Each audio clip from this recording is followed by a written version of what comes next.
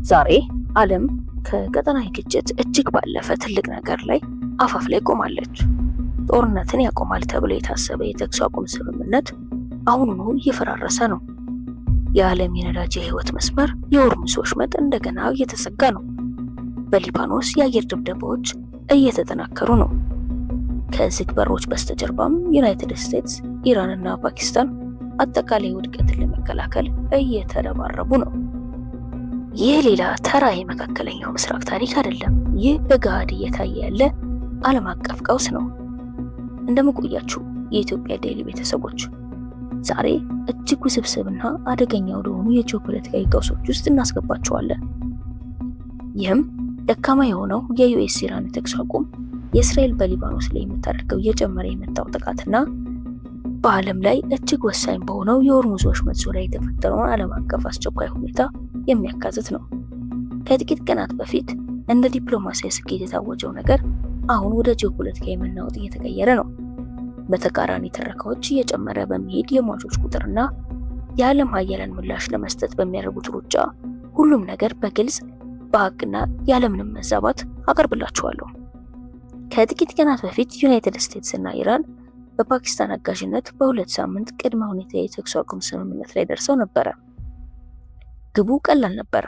ቀጥተኛ ጠላትነትን ማቆም፣ ሰፊ ቀጠናዊ ጦርነትን መከላከል፣ የሆርሙዝ ወሽመጥን እንደገና መክፈት፣ ለረጅም ጊዜ ድርድር ምቹ ሁኔታ መፍጠር። ፓኪስታን በዋሽንግተንና በቴህራን መካከል አስታራቂ በመሆን ማዕከላዊ ሚና ተጫውታለች። ነገር ግን ከመጀመሪያው ጀምሮ አንድ ችግር ነበረ። የተኩስ አቁሙ በትክክል ምንን እንደሚያካትት ስምምነት አልነበረም። ኢራን የተኩስ አቁሙ ሊባኖስን ጨምሮ ሁሉንም ግንባሮች ያጠቃልላል ብላለች። የዩናይትድ ስቴትስ እና እስራኤል ግን ሊባኖስ አልተካተተም ብለዋል። ያ ለመግባባት አሁን የሁሉንም ነገር ማዕከል ሆኗል። ምንም እንኳን የተኩስ አቁም ቢኖርም እስራኤል በሊባኖስ ላይ የሂዝቦላ ይዞታዎችን ኢላማ ያደረገ ከፍተኛ ወታደራዊ ጥቃት መሰንዘሯን ቀጥላለች። የእስራኤል ጠቅላይ ሚኒስትር ቤንጃሚን ኔታንያሁ እንዲህ እያሉ ተናግረዋል። በሊባኖስ ምንም የተኩስ አቁም የለም። ውጤቱም አስከፊ ሆኗል። ከ300 በላይ ሰዎች ተገድለዋል። ከ1100 በላይ ደግሞ ሰዎች ቆስለዋል። ጥቃቶቹ ቤይሩትን ጨምሮ በሰዎች የተጨናነቁ አካባቢዎችን መጥተዋል። ሊባኖስን በምላሹ የሚከተሉትን ጠይቃለች። አንደኛ፣ ከድርድር በፊት ሙሉ የተኩስ አቁም፣ ሁለተኛ ደግሞ ዓለም አቀፍ ጣልቃ ገብነት። ይህ በእንዲህ እንዳለ ሂዝቦላ የራሱን ጥቃት በመሰንዘር አጸፋውን እየመለሰ ነው። ይህም ቀጠናውን ወደ ሰፊ ጦርነት እየገፋው ነው። ቀውሱ ያልተረጋጋ የሚሆንበት ነገር እዚህ ጋር ነው። የተኩስ አቁሙ በወረቀት ላይ ያለ፣ ነገር ግን ትልቁ የጦር ሜዳ አሁንም እንደቀጠለ ነው። አሁን ወደዚህ ቀውስ እጅግ አደገኛ ክፍል የሆርሙዝ ወሽመጥ ስመጣላችሁ። ይህ ጠባብ የውሃ መስመር በመደበኛ ጊዜ ወደ 20 በመቶ የሚጠጋውን የዓለም ነዳጅና የተፈጥሮ ጋዝ ያጓጉዛል። አሁንስ ውጤታማ በሆነ መንገድ ተዘግቷል ወይንም ተገድቧል። ከ1400 በላይ መርከቦች እየጠበቁ ናቸው። ወደ 230 የሚጠጉ መርከቦች በመንገድ ላይ ተዘግቶባቸዋል። ኢራን ገደቦችን ጥላለች። በአንድ መርከብ እስከ $2 ሚሊዮን እንዲከፈል ሀሳብ አቅርባለች። ወሽመጡን እንደ ፖለቲካዊ መጠቀሚያ እየተጠቀመችበት ነው። ዋናው መነሻ ደግሞ ኢራን ወሽመጡን እንደገና የዘጋችው እስራኤል በሊባኖስ ላይ ለፈጸመችው ጥቃት ምላሽ ለመስጠት ነው። ስለዚህ አሁን ቀጠናዊ ጦርነት በቀጥታ የዓለም የነዳጅ አቅርቦት፣ የኢነርጂ ዋጋና ዓለም አቀፍ ንግድን እየነካ ነው። ገበያውም አሁኑኑ ምላሽ እየሰጠ ነው። የነዳጅ ዋጋ በአንድ በርሜል ወደ $100 እየተቃረበ ነው። የአውሮፓ የጋዝ ዋጋ በከፍተኛ ሁኔታ እየጨመረ ነው። ይህ አሁን ወታደራዊ ቀውስ ብቻ አይደለም፣ ኢኮኖሚያዊ ቀውስ ጭምርም ነው።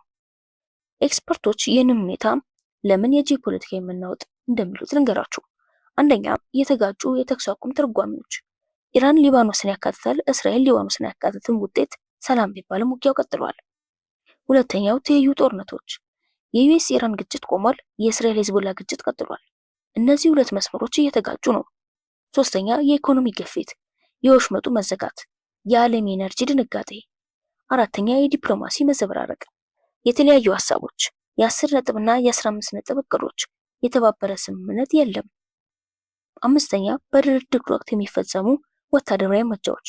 ንግግሮች እየተካሄዱ ነው፣ ቦምቦች ግን አሁንም እየወደቁ ነው። ይህ በጥይት እሳት ውስጥ እየተካሄደ ያለ ዲፕሎማሲ ነው። የተባበሩት መንግስታት ውጤታማ ምላሽ ለመስጠትም እየታገለ ነው። መርከቦችን ለመጠበቅ የቀረበው የጸጥታው ምክር ቤት የውሳኔ ሀሳብ በሩሲያና በቻይና ታግዷል። ውጤት የተባበረ ዓለም አቀፍ እርምጃም የለም። የአውሮፓ መሪዎች የተኩስ አቁም ሊባኖስን እንዲያካትት ጠይቀዋል። የእስራኤል ጥቃቶች ቀጠናውን ያናጋሉ በማለትም ኮንነዋል።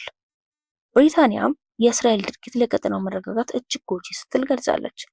ፓኪስታን በጣም አስፈላጊ ከሆኑ ተዋናዮች አንዷ ሆናም እየመጣች ነው። የተኩስ አቁሙን አመቻችታለች። ቀጣይ ድርድሮችንም እያስተናገደች ነው። በዋሽንግተንና በቴህራን መካከል ቅንጅትም እየፈጠረች ነው። 3 ሊሆኑ የሚችሉ ሁኔታዎች አሉ። አንደኛው የተኩስ አቁሙን መጽናት፣ ወሽመጡ ይከፈታል፣ እስራኤልም ጥቃቷን ትቀንሳለች። ሁለተኛ ቁጥጥር የሚደረግበት መባባስ ሊሆን የሚችለው ውስን ውጊያዎች ይቀጥላሉ፣ ድርድሩ ይጓተታል። ሶስተኛ አጠቃላይ ቀጠናዊ ጦርነት፣ ይሄ ደግሞ አስከፊው አጋጣሚ ነው። ኢራን እንደገና ጦርነቱን ትቀላቀላለች፣ ወሽመጡ ሙሉ በሙሉ ይዘጋል።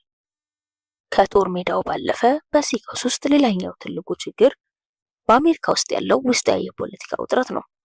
የተኩስ አቁም ሙከራውን ዋሽንግተን አልተባበረም፣ ይልቁንም ከፋፍሎታል። በዘገባዎቹ መሰረት ዋይት ሀውስ በአንዳንድ ምክንያቶች ላይ አመኔታ ጥያቄ ውስጥ ወድቋል። ወሽመጡ ስለመከፈቱ ወይንም ስለመዘጋቱ የሚሰጡ የተጋጩ መግለጫዎች፣ በተኩስ አቁሙ ውሎች ላይ ያሉ ተቃርኖዎች፣ ሊባኖስ በተኩስ አቁሙ ውስጥ ስለመካተቷ ያለ አለመግባባት፣ በአሜሪካ መንግስት ውስጥም ቢሆን ባለስልጣናት ወታደራዊ ግቦችን ተሳክተዋል ያሉ፣ ኢራን እነዚህ መግለጫዎች በቀጥታ ታስተባብላለች፣ አጋር ሀገራት በአሜሪካ ስትራቴጂም ግራ ተጋብተዋል። ይህም ተንታኞቹ እንደሚሉት በዋሽንግተን ውስጥ የፖሊሲ ግራ መጋባት ቀውስ ፈጥሯል። እንዲሁም በአመራሩ ላይ የፖለቲካ ግፊት እየበረታ ነው። አንዳንድ ፖለቲከኞች ጠንካራ ወታደራዊ ምላሽ እንዲሰጥ እየገፋፉ ነው። ሌሎች ደግሞ ይህ እርምጃ አጠቃላይ ቀጠናዊ ጦርነትን ሊቀሰቅስ ይችላል ሲሉ አስጠንቅቀዋል። በተመሳሳይ ጊዜ የዋጋ ግሽበት ስጋትና የኢነርጂ ዋጋ መጨመር የህዝብ አስተያየትን ለሁለት ከፍሎታል። አውሮፓም የራሷ የሆነ ውስጣዊ ውጥረት እያጋጠማት ነው። ይህም ከሌላኛው ያላነሰ አሳሳቢ ነው።